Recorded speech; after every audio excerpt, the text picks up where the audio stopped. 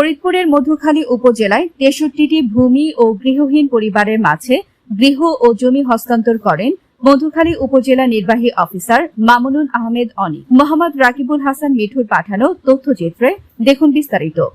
এই অনুষ্ঠানে প্রধান অতিথি হিসেবে উপস্থিত ছিলেন মোহাম্মদ মুরাদুজ্জামান মুরাদ, চেয়ারম্যান মধুখালী উপজেলা পরিষদ।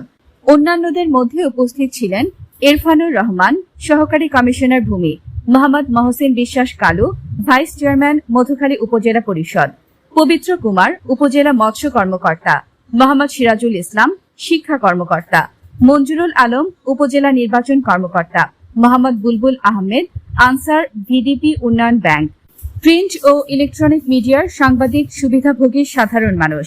11 জুন 2024 মঙ্গলবার সকাল 10:30 সময় আশ্রয়ণ প্রকল্প 2 এর আওতায় পঞ্চম ধাপে প্রধানমন্ত্রী শেখ হাসিনা কর্তৃক ভূমিহীন ও গৃহহীন পরিবারকে জমি ও গৃহ প্রদান কার্যক্রমের শুভ উদ্বোধন করেন।